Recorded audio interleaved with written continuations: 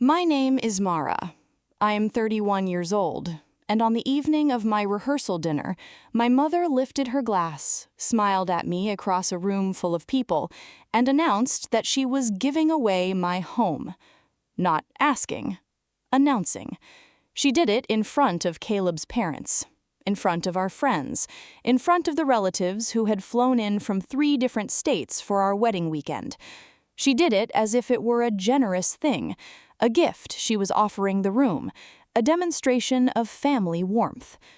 She had no idea that my phone was sitting in my bag with a group chat open on the screen that she had forgotten to remove me from. That detail mattered more than anything else that happened that evening. Let me tell you about my family first, because the cottage does not make sense without the years that built it. I grew up in a household where love was distributed unevenly, and everyone pretended not to notice. My younger sister, Tessa, was the center of it, not because she was unkind, but because she had learned early that the path of least resistance in our family was to present herself as needing things was the most reliable way to receive them. She was charming and expressive, and she moved through rooms leaving a warmth behind her that people wanted to be part of. I had learned a different lesson. I had learned that the path of least resistance in our family was to adjust. When Tessa wanted the larger bedroom as children, she said she would have friends over and needed the space. My mother agreed. My father nodded. I carried her boxes into the room that smelled like fresh paint and took the smaller one with the rattling vent in the ceiling. They told me I was responsible. I understood, even then, what that word actually meant in our house. It meant, you will not push back. It was not cruelty. I want to be clear about that. My parents were not unkind people. My mother, Adrienne, had a gift for making every room feel warmer, and for making every person in it feel seen. My father was steady and quiet, and he loved both his daughters in the way that certain fathers love, consistently and without much language for it. The problem was not that they were bad people. The problem was the pattern they had built, year by year, without ever examining it. Tessa shone, I adjusted. That was the shape of things, and by the time I was old enough to understand the shape, it had already set. The cottage was the first thing in my adult life that felt simply and completely mine. Caleb's parents had given it to us, 6 months before the wedding. A small white house on a quiet street in the east side. Nothing dramatic. 2 bedrooms, a narrow kitchen, a garden that needed attention. They had set it up properly, structured into a trust in both Caleb's name and mine, with specific provisions about how it could be used and transferred. His parents were careful people, and they had built the trust carefully, because they understood that a gift at the beginning of a marriage needs protection. It could not be loaned, it could not be reassigned, it could not be handed to someone else. It was ours. I had loved it from the first afternoon we walked through it together. I had stood in the kitchen and looked at the garden through the window and felt something settle in me that I had not expected to feel. This was the beginning of something that anyone else's foundations, not adjusted to fit anyone else's expectations. My mother had noticed it immediately. Her questions had been subtle at first. Would the cottage stay in the family long term? Could Tessa use it for a while when she was between apartments? Had I looked at the paperwork properly? Not had I understood it, but had I actually looked at it, as if the paperwork might contain something I had missed, some flexibility she had identified that I had not. A week before the rehearsal dinner, she had asked me directly whether we had considered letting Tessa stay there while she sorted out her living situation. I had told her the cottage was in a trust and could not be made available that way. She had nodded and said she understood and moved the conversation on. I had thought it was finished. It was not finished. She had simply moved the approach from private to public. The rehearsal dinner was held in a private ballroom downtown. Caleb's parents had arranged everything: the room, the menu, the flowers, the soft lighting that made everyone look slightly better than they did in ordinary life. It was the kind of evening that is supposed to feel like a celebration, and mostly did. My mother had been warm and social all evening. She had moved from table to table with the ease of a person who genuinely enjoys a room full of people. My father sat with his wine and talked to Caleb's uncle about something I could not hear from where I was.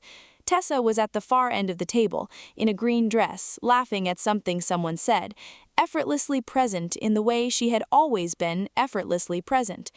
I was watching Caleb talk to his mother when I heard the sound of a glass being lifted.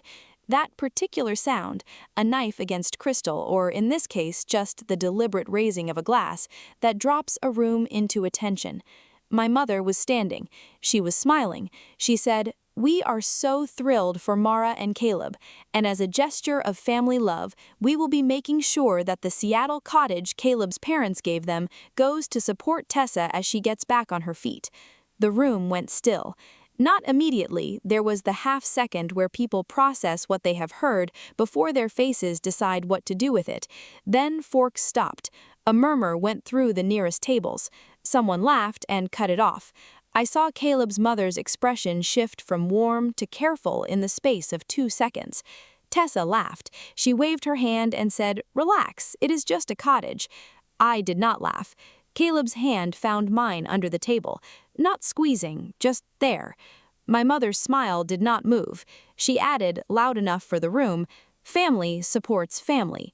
There was a ripple of polite nodding from people who had not understood what had just been announced and were following the emotional tone of the room rather than the content of the words. I excused myself.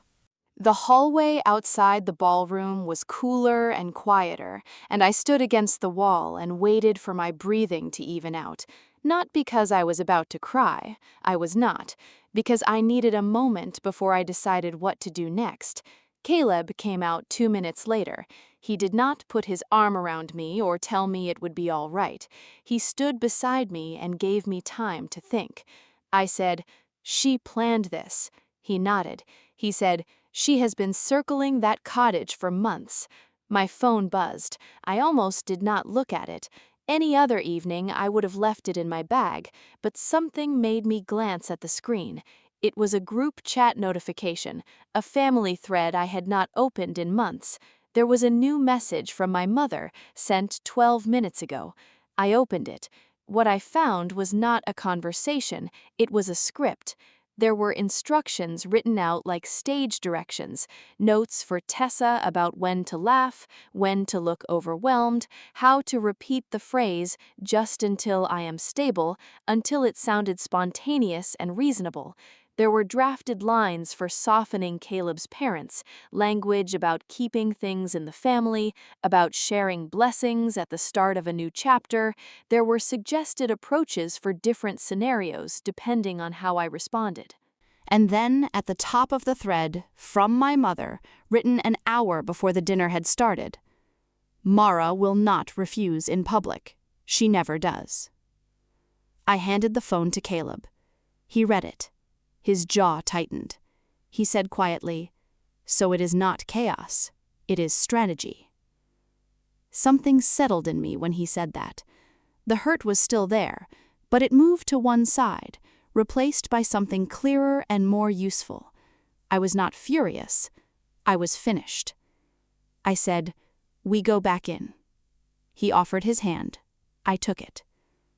I want to pause here. Because standing in a hallway outside your rehearsal dinner with your phone showing you a script your mother wrote to engineer your compliance the night before your wedding is not something that produces simple feelings. It produces a particular kind of clarity. The kind that arrives when something you have suspected for a long time is finally confirmed in plain text. My mother had known me well enough to predict that I would not refuse in public. She had built a plan around that prediction. She had not considered the plan itself might be what changed the prediction. If you have ever had a moment where the proof arrived and suddenly everything that had been confusing made complete sense, drop a comment below and subscribe right now. Because what happened when Caleb and I walked back into that room is the part that ended 20 years of adjusting. The ballroom was still in the gentle noise of after-dinner conversation when we returned. Caleb's parents were at the head table. My mother was still moving between guests. Tessa was still laughing. I sat down. I placed my phone face up on the table. I looked at my mother across the room and held her gaze without flinching. She understood something had changed. She made her way back to her seat. Caleb stood.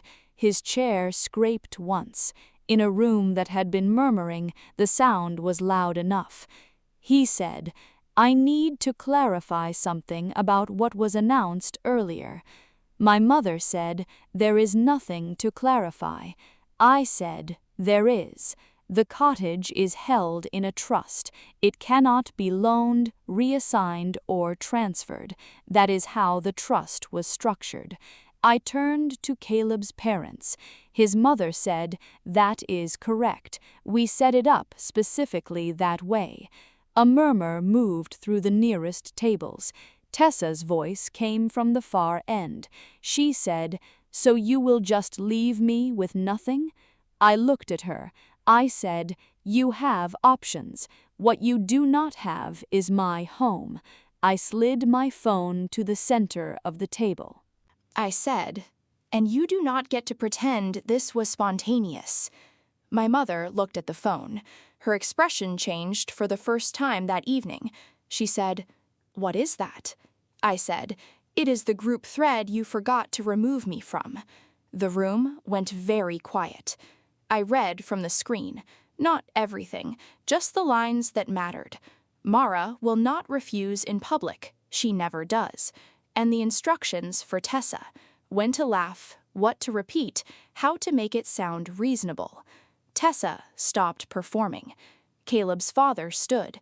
He looked at my mother and said, "Adrienne, this is deceit." My mother said, very quietly, "I was trying to help." I said, "Help is asked for.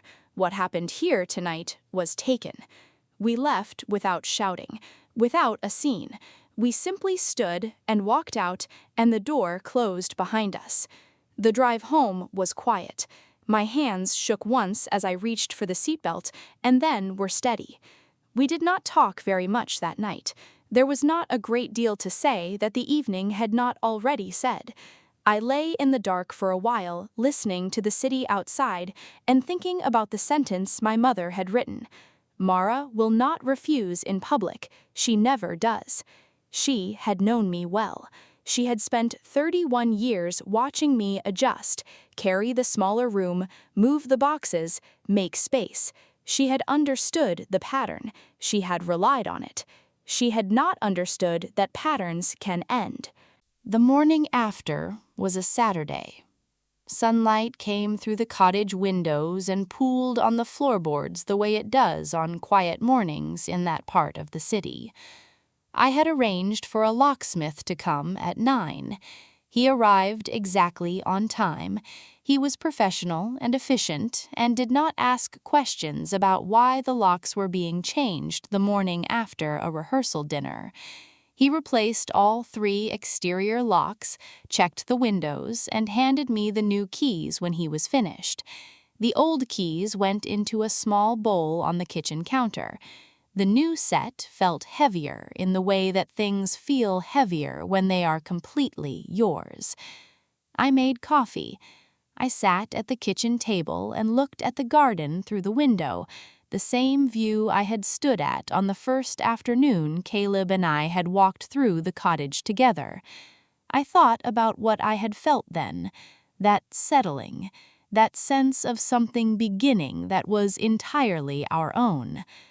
I forwarded the screenshots from the group thread to Caleb's parents' attorney. I did not add a lengthy explanation. The messages explained themselves. Then I opened my contacts. I blocked my mother, then my father, then Tessa. Not in anger, not as punishment, because I needed air. because the space those relationships had occupied in my life had been filled, for as long as I could remember, with the particular effort of managing other people's expectations of me, and I needed to find out what that space felt like when it was not being used for that. Caleb found me in the doorway between the kitchen and the garden. He asked how I was feeling. I said, unpaid. He looked at me. I said, I have been paying into this for 30 years, and I am just now collecting. He did not say anything. He handed me my coffee cup, which I had left on the counter. We stood in the doorway together and watched the garden in the morning light. I want to say something about Caleb because he is part of this story and he deserves to be in it properly. He had known from early in our relationship that my family was complicated, in the specific way that families are when love and control have been tangled together for so long that neither the people inside it nor the people outside it can easily separate the two. He had never pushed me to make decisions I was not ready to make. He had also never pretended the pattern was not there. What he had done in the hallway and then in the ballroom was stand beside me, not in front of me, not in place of me, beside me. He had let the decision be mine and had been steady while I made it. That is not a small thing. I had spent 30 years in a family that loved me and used that love to keep me small. Caleb had spent 2 years building something with me that went in the other direction. The cottage was part of that. The morning after the rehearsal dinner was part of that. I was not leaving my family behind. I was leaving the version of myself that had made herself smaller every time the room required it. Here is what a rehearsal dinner and a group chat thread taught me. The people who rely on your silence know you better than you think. My mother had spent 30 years learning how I responded to situations, where I softened, where I withdrew, where I accommodated rather than resisted. She had used that knowledge to design an approach that she believed was foolproof. She had been thorough about it. She had written it down. What she had not accounted for was the phone, not because she had forgotten I might see it, but because she had never genuinely considered that I might decide to do something with what I saw. The prediction, Mara will not refuse in public, she never does, was based on 30 years of accurate data. It was also the last time it was going to be accurate. Refusing in public that evening was not the hardest thing I had ever done. The harder thing had come before it, the moment in the hallway when I understood what the thread contained and had to choose whether to walk back into the room or to let the evening end the way my mother had planned. I walked back in, not because I was not afraid, because I understood that the alternative, staying silent, adjusting again, carrying yet another thing quietly away from a room that was still laughing, was something I was no longer willing to do. Help is asked for. What happened that night was taken, and for the first time in 31 years, I was the one deciding the difference. Drop a comment and tell me your story. I read every single one. And subscribe. I am here every week with a new story. She read the message they forgot to remove her from. She walked back into the room. She said, "Help is asked for. What you did was taken."